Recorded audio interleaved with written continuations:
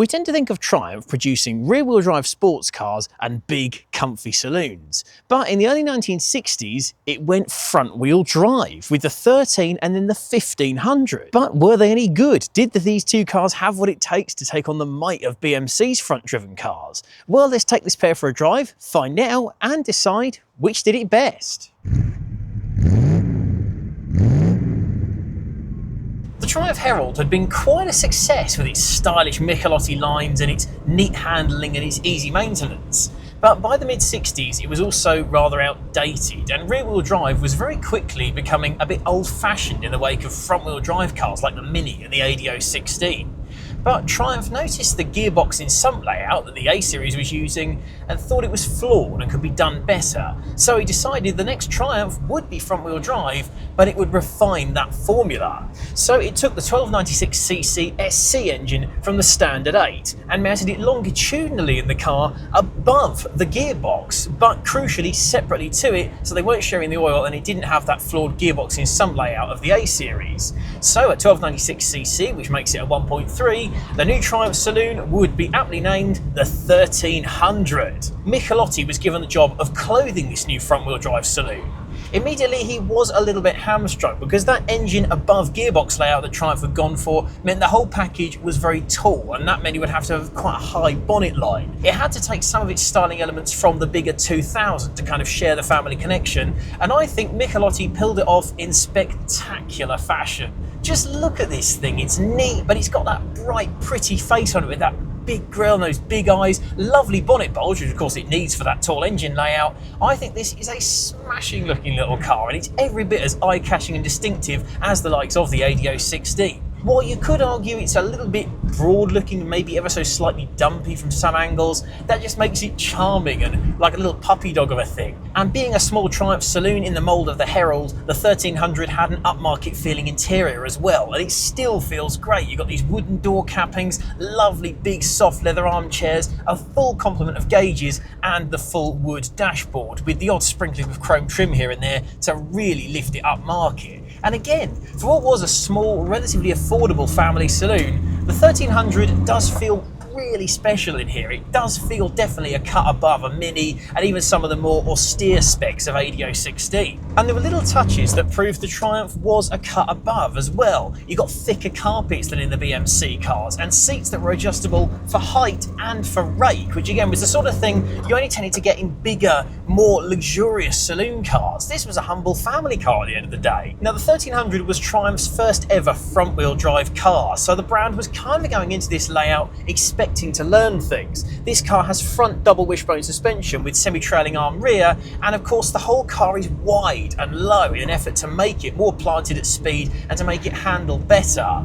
Now, if I'm honest, it's not as good as an ADO 16. I will defend that car to the hills, and sadly, the Triumph can't quite match it. The steering is not as sharp and responsive as a Mini or even a BMC 1100. It doesn't feel quite as sure-footed. There is that much more body roll than an ADO 16, and while it's by no means a heavy lumping thing to chug around, it doesn't feel quite as direct as an ADO 16. The Triumph is definitely still finding its feet, its front-driven feet in this case, and while it's not bad by any means, it's still a neat handling little thing. It doesn't have quite that tippy toes sharpness of one of the BMC cars. Just fling it in here.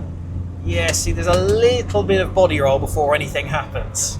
It's not bad by any means, and let's be clear, it does ride well. I say it rides better than ADO 16, which is a little bit bouncy over rutted surfaces. This undulating Norfolk road we're on today, nope, little Triumph is just soaking it up.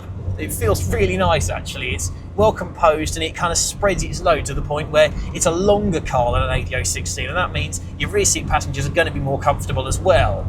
What you give up in handling finesse, you gain in comfort and maybe a more grown-up feeling, it's fair to say. In 1968, you got this version, the 1300 TC, with the engine out of the Spitfire. That meant twin SU carburetors, 75 horsepower on tap, and a top speed of 93 miles an hour, which in a small family saloon of the mid-60s was no way shabby. If I put my foot down now, that's not bad. Turning circle's good too. Well packaged front wheel drive because of that longitudinal engine. You've not got too much steering lock loss because of that. You know what? It's not bad, this little thing. Sadly though, Triumph's first foray into front-wheel drive meant that the 1300 was not without its flaws. That weird engine layout, where it's longitudinal with the engine on top of the gearbox, meant it was quite hard to work on, and it was pretty heavy on front suspension bushes as well.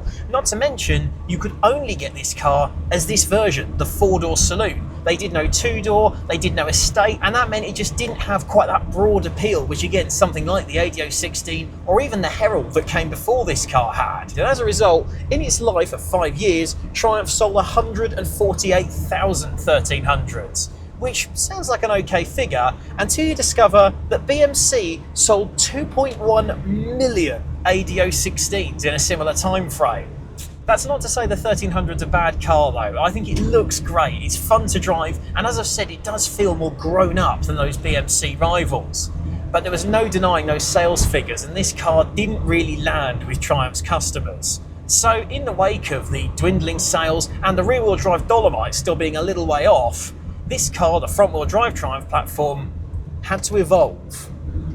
One of the standout points to improve on the 1300 as it aged was that it never really had a great deal of performance, even in twin carb guise. So the standard SC engine, first of all, was bored out to 1493cc or 1.5 litres, and in one fell swoop, Triumph had not only solved the performance issue, but got the name of the 1300's successor, the 1965 Triumph 1500. And once again, Michelotti would be the man to do the design work, but this time it wasn't a ground up bit of design, it was basically going to top and tail the existing 1300, and again, Michelotti more than earned his paycheck on this one. The 1500 is a really smart looking car to my eye. I love that quad lamp front end with the kind of gentle overhang on it, a bit like a sharp-nosed BMW of the late 70s and early 80s. The tail is that much more modern and smarter, and for me, the top and tail that Michelotti has done to make the 1500 suit the proportions of this car better than the 1300. It doesn't look quite as dumpy, and this is a really smart, really modern, really 70s looking bit of design, and if anything, I think it's aged even better than its predecessor. Inside too, the 1500 was the same, but a bit more updated. It's a bit hit and miss, if I'm honest. I like the new dashboard, I think it's a nice curved shape to it, and it does feel gently modernised over the 1300, having just jumped from one into the other. This steering wheel is enormous. I'm having to sit spread eagle just to fit my knees around it, and it's not a particularly attractive thing, if I'm honest, with that big rubber bit in the middle, but perfectly decent enough. And the door cards, well, they're wood capped, they're smart, they're nice, and they're high quality. Exactly what you expect from a small Triumph at this point. Determined to be easier to work on than its predecessor, gone was that double wishbone setup in favour of all-round coil springs. And while that is a backward step in technology terms, that does mean this is an easier car to work on. What's it do for the handling though? Well, you've gone from a front-wheel drive platform that never felt quite sure of itself in the 1300 to one that feels a little bit vague, it must be honest, for the 1500. The steering is the weak point, to be honest. It just can't get close to what the ADO 16 or the Mini can do. It's vague, it's too light, there's quite a lot of play in it, and this is a really nice condition, 19,000 mile example I'm driving today is worth noting. And it just doesn't change direction as eagerly as its BMC rivals do. There's a little bit more roll than you might hope for, and it just doesn't feel as determined to cling on and grip. But also, with its all-round coil springs, this car has lost quite the composed ride of the 1300. It doesn't float along quite as nicely. There is a little bit more bounciness, although if I'm being really pernickety, I would say that maybe it turns in a bit smarter. It almost has a bit more eagerness to it, but still, it's not a handling machine, and it's just fine. It's a front-wheel drive platform that does what a front-wheel drive platform should be, which is to be well packaged and efficient. But it's not necessarily the most fun car to chuck around. With its smart new top and tail, updated interior, and that bigger 1500cc engine, the Triumph 1500 had gone slightly more upmarket than its predecessor, but it never really competed with the Cortina and Avenger that it was pitched against. They only actually sold 91,000 of these cars, and that's small fry compared to what BMC or Ford or even Roots Group was achieving. The 1500cc engine is probably the best part of this car, to be honest. It does feel torquier and that much smoother than the 1300 one in its predecessor. It's got that much more grunt coming out of the corners. But again, it's still no better really than what you get in a Cortina or an Avenger. And that's the thing with the Triumph 1500. By this point, it was a slightly outdated platform that didn't stand out in any one regard, and that Triumph never really seemed to have that much enthusiasm for improving or updating anyway. It's fair to say that after the 1300 never had quite the success it wanted, Triumph's heart was never really in persisting with front-wheel drive cars. In fact, by the time the 1500 was coming to the end of its life, there was already a rear-driven successor on the horizon. The Dolomite, of course, which shared the same sharp styling as this car, but with its new, bigger 1850cc, and of course then the Sprint version as well. And that was where Triumph stayed for the next few years. Let's not forget, the next front-wheel drive Triumph after the 1500 was the Acclaim in the 80s, a car which, when you peel away the Triumph adornments, was a Honda. It's easy to see why they never really challenged BMC or Ford for the numbers. Almost feels like Triumph were doing front-wheel drive because they felt they ought to, rather than because they really wanted to. Their heart was never really in it.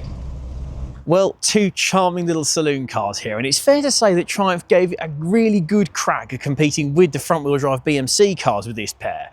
And I think they've both got a real appeal today as classics. They're both that much more left field, rarer and more interesting, arguably, than the likes of the Mini or the ADO 16 that we still see so many of. As for which one's best though, well, it's hard to really quantify that. Objectively, the 1500 is the slightly better car. It was more improved, more updated, and I think it still looks fantastic. But the 1300 for me has a real charm to it. It just feels that much older and that much more classic, I suppose. And that's what makes it that much more memorable, not to mention the stunning colour on this one. If you want the one that is going to make you smile more and make you turn back to look at it one more time, it's going to be the 1300, I reckon. But what do you think? Comment down below which of these two front-driven Triumphs, the 13 or the 1500, would you choose? Would you pick them over an ADO 16 or a Mini? But in the meantime, don't forget to like this video, subscribe to Classics World for 2 new videos every single week, and we'll see you again soon.